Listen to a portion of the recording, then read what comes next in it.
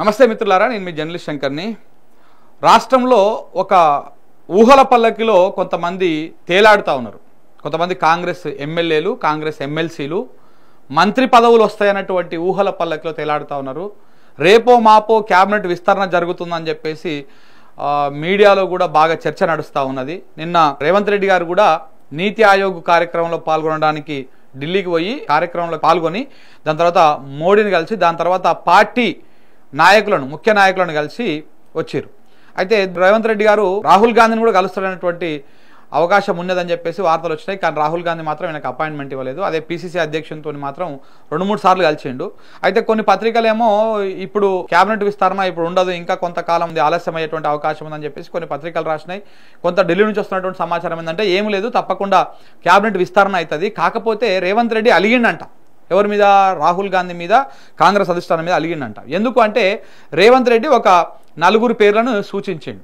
ఏది క్యాబినెట్ విస్తరణ జరుగుతున్న నేపథ్యంలో ఈ పలానా వ్యక్తులకు మీరు మంత్రి పదవి ఇవ్వండి అని చెప్పేసి ఈయన సూచించిండంట. ఈయన సూచిస్తే ఆ 4 పేర్లను తీసి పక్కన పడేసి శతబుట్టలు వేసేసిండంట అధిష్టానం. శతబుట్టలు వేసేసి ఇప్పుడు మొత్తం 6 బెర్తులల్లా అధిష్టానము ఫైనల్ చేసింది. రాహుల్ గాంధీ దాన్ని ఫైనల్ చేసిండంట. ఫైనల్ చేస్తే ఆ 6 4 పేర్లను మన రేవంత్ రెడ్డి గారు తిరస్కరించారంట. అంటే ఆయన సంతృప్తం లేడు. తిరస్కరించడం అంటే ఈయన తిరస్కరించేది ఏముండదు.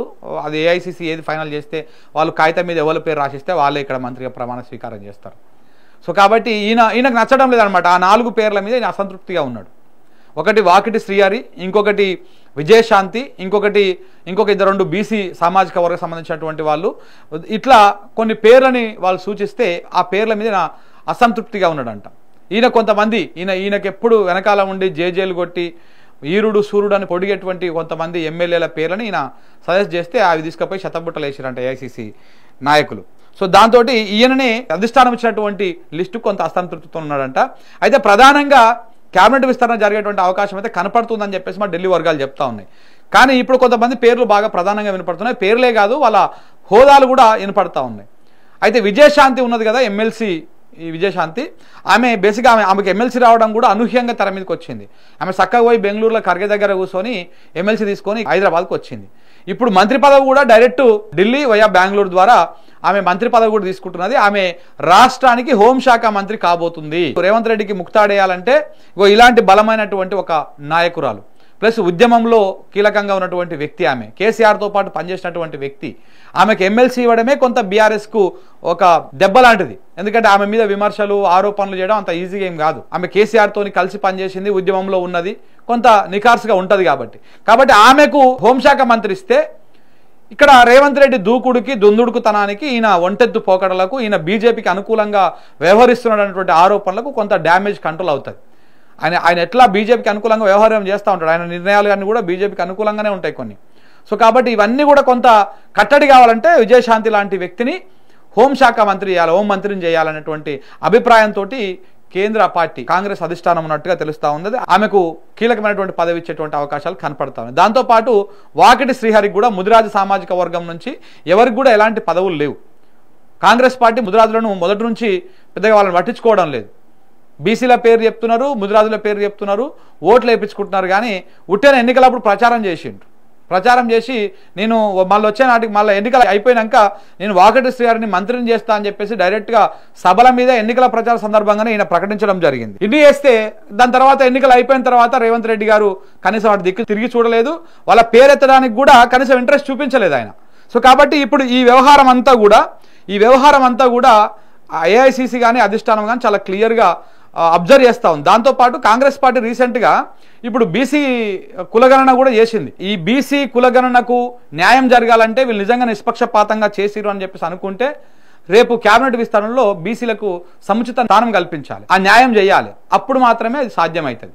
సో కాబట్టి ఇట్లా బీసీలకు ప్రియారిటీ ఇవ్వాలని చెప్పేసి ఐసీసీ ఆలోచన చేస్తుంది. రేవంత్ రెడ్డి గారు మాత్రం కొంత దాన్ని అడ్డుకట్టేస్తాడో తెలుస్తా ఉంది. అందులో భాగంగానే విజయశాంతికి కూడా హోంశాఖ మంత్రి ఇచ్చేటువంటి అవకాశం కనపడతా ఉంది. దాంతోపాటు ఇంకొక నాయకుడు కోమటిరెడ్డి రాజగోపాల్ రెడ్డి పేరు కూడా వినపడతా ఉంది. కానీ కోమటిరెడ్డి రాజగోపాల్ రెడ్డికి వచ్చేటువంటి అవకాశాలు చాలా తక్కువ కనపడతా ఉన్నాయి. ఎందుకంటే ఇప్పటికే వాళ్ళ అన్న మంత్రిగా ఉన్నాడు. దాంతోపాటు నల్గొండ జిల్లాకెళ్ళి, ఉమ్మడి నల్గొండ జిల్లాకెళ్ళి 2 మంత్రులు ఉన్నారు. ఇప్పుడు ఈయన వస్తే 3 అవుతారు. ఇప్పుడు మంత్రులు లేనటువంటి జిల్లాలు చాలా ఉన్నాయి. ఇంకా నిజామాబాద్ జిల్లాకు మంత్రి లేడు, ఇటు హైదరాబాద్ జిల్లాకు మంత్రి లేడు, రంగారెడ్డి జిల్లాకు మంత్రి లేడు. ఇట్లా మంత్రులు లేనటువంటి జిల్లాలు కూడా ఉన్నాయి. మరి ఆ జిల్లాలకు మంత్రులు ఉండాలి. సో కాబట్టి ఇప్పుడు రెడ్డి సామాజిక వర్గంలో చాలా మంది కూడా పోటీ పడతా ఉన్నారు. ఇప్పుడు మల్రెడ్డి రంగారెడ్డి పోటీ పడుతున్నాడు. నాకు ఇవ్వాల్సిందే మంత్రి పదవి, నేను సీనియర్ నాయకుని, పార్టీని నమ్ముకొని ఎప్పటి నుంచో ఉన్నా అని చెప్పేసి ఆయన పోటీ పడతా ఉన్నాడు. మరి ఆయనకి ఇస్తారా లేకపోతే రాజగోపాల్ రెడ్డికి ఇస్తారా? హైదరాబాద్లో ఎవరికి లేదు. ఇప్పుడు ఆయనకి ఇచ్చిన ఆయన రంగారెడ్డి జిల్లా కిందకి పోతాడు. హైదరాబాద్లో ఎవరికో ఒకరికి ఇవ్వాలి. హైదరాబాద్లో ఇవ్వాలంటే అయితే ముస్లింకి ఇవ్వాలి, లేకపోతే బీసీ సామాజిక వర్గమో లేకపోతే మిగతా సామాజిక వర్గాలకు ఇవ్వాలి. ఇప్పుడు హైదరాబాద్లో వీళ్ళకు ఎమ్మెల్యే సీట్లు లేవు. కంటోన్మెంట్కి వెళ్ళి గెలిచిన ఆయన ఉన్నాడు. సో కానీ కంటోన్మెంట్కి గెలిచినంత ఫస్ట్ టైం ఎమ్మెల్యే కాబట్టి ఆయనకు మంత్రి పదవి ఇచ్చేటువంటి అవకాశం తక్కువ ఉంటుంది. కాబట్టి ఏ మైనార్టీల కన్నా ఇక్కడ మంత్రి పదవి ఇచ్చేటువంటి అవకాశం ఉంటుంది హైదరాబాద్ కోటరీలో. ఇట్లా చాలా జిల్లాలు, ఇప్పుడు నిజామాబాద్కి వెళ్ళి చూసుకుంటే సుదర్శన్ రెడ్డి పేరు వినపడతా ఉంది. మరి ఆయనకి ఇస్తారా? ఇట్లా మొత్తం ఒక 5-6 పేర్లు అయితే ఏఐసీసీ కన్ఫర్మ్ చేసింది. ఆ కన్ఫర్మ్ చేసిన పేర్లల్లో రేవంత్ రెడ్డి 4 మీద అసంతృప్తితో ఉన్నాడు. అందుకే అలిగి అందరికంటే ముందుగానే హైదరాబాద్కి వచ్చేసిండు అని చెప్పేసి కూడా వార్తలు వస్తూ ఉన్నాయి. మొన్న మోడీని కలిసిన తర్వాత రాహుల్ గాంధీని కలవడం కోసమే 2 రోజులు ఆడ వెయిట్ చేసిండు. అంటే 3 రాత్రులు ఉన్నాడు అక్కడ. అయినా కానీ రాహుల్ గాంధీ అపాయింట్మెంట్ ఇవ్వాలి. అదే పిసిసి అధ్యక్షుడు మహేష్ కుమార్ గౌడ్గా మాత్రము 2 సార్లు అపాయింట్మెంట్ ఇచ్చిండు రాహుల్ గాంధీ. ఒకసారి ఇండివిజువల్గా కలిసిండు, మళ్ళొకసారి ఫ్యామిలీతో పోయి కలిసి వచ్చిండు. 2 సార్లు అపాయింట్మెంట్ ఇచ్చిండు. మరి రాహుల్ గాంధీ ఏమనుకుంటున్నాడు? ఈ క్యాబినెట్ విస్తరణ జరిగితే ఎవరెవరికి ఎలాంటి శాఖలు ఇస్తారు, ఏ విధంగా జరుగుతుంది? మరొక వైపు మాదిగ సామాజిక వర్గం కూడా తీవ్రమైనటువంటి వ్యతిరేకత ఉన్నది. మన మాదిగ సామాజిక వర్గం సంబంధించినటువంటి ఎమ్మెల్యేలందరూ కూడా లేఖలు రాసిరు. ఏఐసీసీ అధ్యక్షుడు ఖర్గేకి రాసిరు, ఇటు ముఖ్యమంత్రికి కూడా రాసిరు. అయ్యా మీరు మా సామాజిక వర్గాన్ని మొత్తాన్ని విస్మరించిర్రు, మా ఓట్లు వేయించుకున్నారు కానీ మా సామాజిక వర్గానికి మీరు ఒక్క మంత్రి పదవి కూడా ఇవ్వలేదు. మీరు ఇచ్చినటువంటి దామోదర రాజనరసింహ మా సామాజిక వర్గం కాదు, మా మాదిగ కులాలకు ఉపకులమైనటువంటి ఆయన. సో కాబట్టి మా మాదిగ సామాజిక వర్గం సంబంధించినటువంటి ఎమ్మెల్యేల ఎవరికో ఒకరికి మంత్రి పదవి ఇవ్వండి అని చెప్పేసి వాళ్ళు ఖరాఖండిగా లేఖలు రాసి ఉన్నటువంటి ఎమ్మెల్యేలందరూ కలిసి ఇచ్చిరనమాట. అలాగనే ఎస్టీలు కూడా చాలా ఎదురు చూస్తూ ఉన్నారు. ఇప్పుడు ఎస్టీ కోటాలో కూడా ఎంతసేపున గిరిజనులకు వాళ్లకు సీతక్క వీళ్ళ ఈ కోట వెళ్ళిపోతుంది కానీ లంబాడి బిడ్డలకు ఇస్తలేరు. వాస్తవానికి కూడా ఎస్సీ ఎస్టీ రిజర్వ్డ్ స్థానాలు మొత్తం మెజారిటీగా కాంగ్రెస్ పార్టీ గెలిచింది. లంబాడీలు మెజారిటీగా అవుట్ రేట్గా 90% కాంగ్రెస్ పార్టీకే ఓట్లు వేసారు. అలాంటి వాళ్ళని విస్మరించేసింది కాంగ్రెస్ పార్టీ. విస్మరించడంతో పాటు లంబాడీ బిడ్డల మీద కేసులు, వాళ్ళ భూములు గుంజుకోవడం ఇట్లాంటివన్నీ కూడా జరుగుతూ ఉన్నాయి. సో కాబట్టి ఆ సామాజిక వర్గాలను సాటిస్ఫై చేయాలంటే, శాంతింపజేయాలంటే ఇటు మాదిగ సామాజిక వర్గానికైనా అటు ఎస్టీ లంబాడి సామాజిక వర్గానికైనా ఈ రెండింటికి మంత్రి పదవులు ఇవ్వాలి.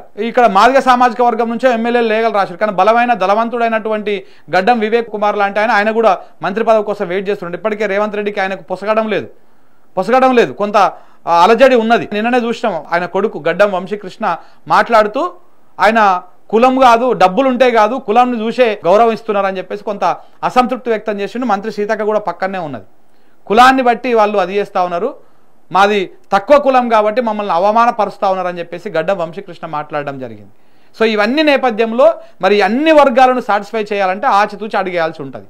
ఎక్కడ ఏం డిస్టర్బెన్స్ అయినా కాంగ్రెస్ పార్టీ ఒక్కసారి ఇట్లా పెకిలిందంటే అంత పెంట అవుతుంది. సో కాబట్టి ఇప్పుడు ప్రధానంగా విజయశాంతికి మంత్రి పదవి ఇచ్చి ఆమెను హోంమంత్రి చేయాలనేటువంటి ఆలోచనతోటి కాంగ్రెస్ పార్టీ ఏఐసీసీ ఉన్నట్టుగా తెలుస్తూ ఉన్నది. అది రేవంత్ రెడ్డికి ఏమాత్రం కూడా ఇష్టం లేనట్టుగా కూడా అర్థమవుతా ఉంది. ఫైనల్గా ఏంటంటే సో కోమటిరెడ్డి రాజగోపాల్ రెడ్డి ఆశలు పెట్టుకున్నాడు కానీ రేవంత్ రెడ్డి చెప్తున్నట్ట నీకు వస్తే తప్పకుండా కానీ ఆడ వచ్చేటువంటి అవకాశం అయితే ఏం కనపడతలేదు. చూద్దాం ఏం జరుగుతుంది అనేది.